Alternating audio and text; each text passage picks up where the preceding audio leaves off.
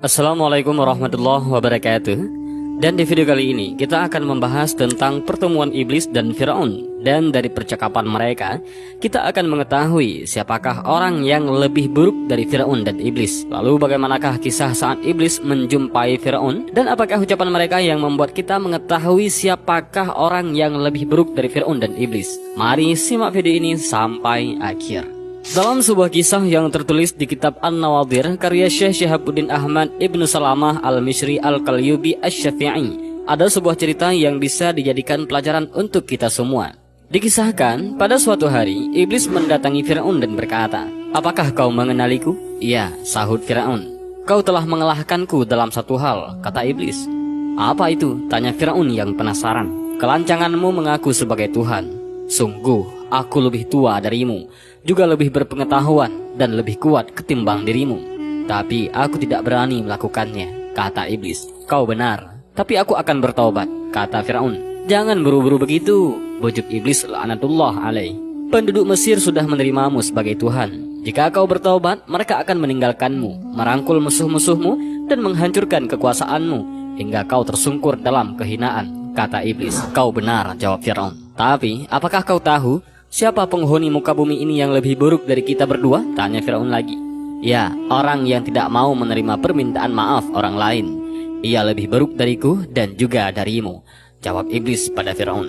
Memaafkan bukanlah perkara yang mudah untuk dilakukan. Untuk bisa menjadi pribadi yang pemaaf, seseorang individu harus memiliki keluasan hati. Padahal Islam selalu menganjurkan agar setiap muslim berusaha untuk mewujudkan ukhuwah Islamiyah atau persaudaraan sesama muslim. Allah Subhanahu wa taala berfirman dalam surah Al-Hujurat ayat 10, "Orang-orang beriman itu sesungguhnya bersaudara. Sebab itu perbaikilah hubungan antara kedua saudaramu itu." Sebegitu sulitnya dilakukan, tak heran apabila seseorang yang tidak memiliki sifat pemaaf dibandingkan dengan Firaun, bahkan sifat iblis. Jika seseorang memiliki kesalahan kepada kita, mungkin memaafkan menjadi hal yang sulit untuk dilakukan. Namun, tahukah Anda bahwa memaafkan mampu menambah kemuliaan seseorang? Apabila dia memaafkan, maka Allah akan memuliakannya. Dan ini telah dikabarkan Rasulullah SAW. Beliau bersabda, "Tidaklah seseorang memaafkan kecuali Allah akan menambah kemuliaannya." Hadis riwayat Muslim.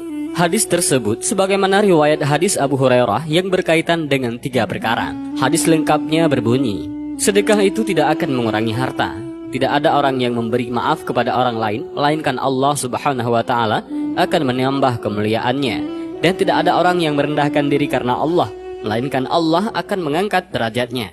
Hadis riwayat Muslim. Pertama, tatkala seseorang berinfak, maka secara lahir harta akan berkurang. Akan tetapi, Nabi Shallallahu Alaihi Wasallam mengatakan bahwa berinfak itu tidak akan mengurangi harta. Kedua, tatkala seseorang memaafkan dan mengalah, maka secara lahir menunjukkan bahwa orang tersebut adalah lemah dan tidak memiliki kekuatan.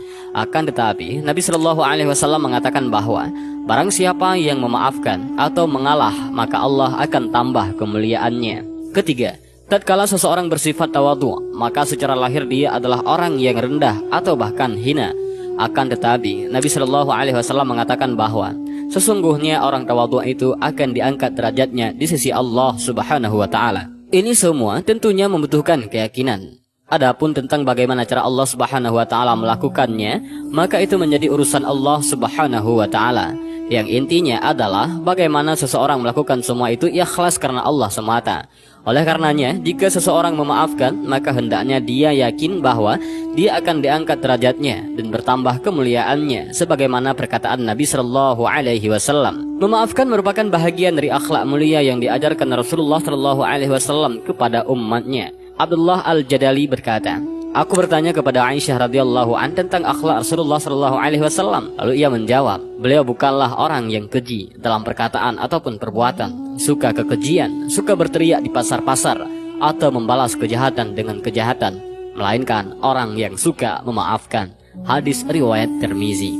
Umat Islam diperintahkan untuk memaafkan kesalahan orang lain kepadanya. Rasulullah sallallahu alaihi wasallam bersabda, "Orang yang hebat bukanlah orang yang menang dalam pergulatan.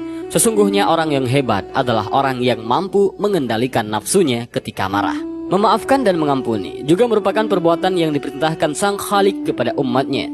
Dalam surat Al-A'raf ayat 199, Allah Subhanahu wa taala berfirman, Jadilah engkau pemaaf dan suruhlah orang mengerjakan yang ma'ruf serta berpalinglah dari orang-orang yang bodoh. Pada surah Al-Hijr ayat 85, Allah Subhanahu wa taala kembali berfirman, "Maka maafkanlah mereka dengan cara yang baik." Allah Subhanahu wa taala memerintahkan Nabi Muhammad sallallahu alaihi wasallam untuk memaafkan orang-orang musyrik atas tindakan mereka menyakiti dan mendustakan beliau. Sebab Allah Subhanahu wa taala sangat menyukai hambanya yang berbuat kebajikan dan memaafkan. Sebagaimana firman-Nya dalam Al-Qur'an, "Tetapi orang yang bersabar dan memaafkan, sesungguhnya perbuatan yang demikian itu termasuk hal-hal yang diutamakan." Al-Quran Surah Asy-Syu'ara ayat 43. Menurut Syekh Mahmud Al-Mishri dalam kitab Masyu'ah min Akhlaqir Rasul, memaafkan adalah pintu terbesar menuju terciptanya rasa saling mencintai di antara sesama manusia. Jika orang lain mencerca kita, sebaiknya kita membalasnya dengan memberi maaf dan perkataan yang baik, ungkap Syekh Al-Mishri.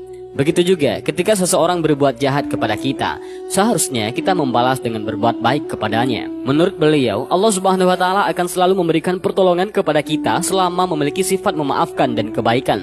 Memaafkan adalah ciri orang-orang yang baik. Allah Subhanahu wa taala berfirman dalam surah Asy-Syu'ara ayat 40, "Dan balasan suatu kejahatan adalah kejahatan yang setimpal. Tetapi barang siapa memaafkan dan berbuat baik kepada orang yang berbuat jahat, maka pahalanya dari Allah." Dan berikut ini merupakan salah satu kisah Nabi yang mengajarkan kepada kita tentang memberi maaf, yaitu kisah Nabi Yusuf alaihissalam. Kisah Nabi Yusuf sudah diceritakan dalam Al-Quran. Beliau adalah seorang Nabi yang dizalimi oleh saudara-saudara kandungnya sendiri. Mereka dengan sengaja ingin menyingkirkan Nabi Yusuf alaihissalam karena mereka merasa tidak diperlakukan adil oleh orang tuanya. Suatu hari Nabi Yusuf diajak bergembala oleh para saudaranya. Namun di tengah perjalanan mereka tiba-tiba mendorong Nabi Yusuf alaihissalam di sebuah sumur. Tak ada satupun dari mereka yang peduli dengan teriakan Nabi Yusuf. Dan akhirnya mereka meninggalkan Nabi Yusuf begitu saja. Namun atas izin Allah Subhanahu wa taala, Nabi Yusuf pun berhasil selamat. Namun penderitaan beliau tak berhenti di sana. Beliau kembali diberikan cobaan yang tak ringan. Salah satunya adalah ketika beliau difitnah atas tuduhan buruk yang sama sekali tidak pernah beliau lakukan. Dan akhirnya beliau dimasukkan ke dalam penjara. Dan kembali atas izin Allah Subhanahu wa taala, Nabi Yusuf berhasil bebas dari penjara. Bahkan beliau diangkat menjadi salah satu petinggi Mesir kala itu. Dengan posisinya yang begitu besar, Nabi Yusuf pun banyak membuat kebijakan publik. Kemuliaan hati Nabi Yusuf ditunjukkan ketika saudara-saudaranya yang dulu pernah menzaliminya datang ke Mesir. Beliau tak segan menerima mereka secara langsung. Saudara-saudaranya yang awalnya tak mengenali Nabi Yusuf pun terkejut saat mengetahui bahwa Nabi Yusuf masih hidup. Dan akhirnya mereka meminta maaf dan mengakui segala kesalahan yang pernah mereka lakukan. Semestinya dengan segala kekuasaan yang dimiliki oleh Nabi Yusuf, beliau bisa saja memberi hukuman pada saudara-saudaranya. Namun dengan segala kelapangan hati, beliau memberikan maaf kepada mereka. Tak ada celaan bagi kalian di hari ini. Semoga Allah mengampuni kalian. Al-Quran Surah Yusuf ayat 92. Dan demikianlah video singkat ini tentang pertemuan iblis dan Fir'aun dan kisah Nabi Yusuf yang memberi maaf. Mudah-mudahan kisah ini bermanfaat bagi kita semua dan juga video ini bermanfaat. Wallahu a'lam bishawab. Assalamualaikum warahmatullahi wabarakatuh.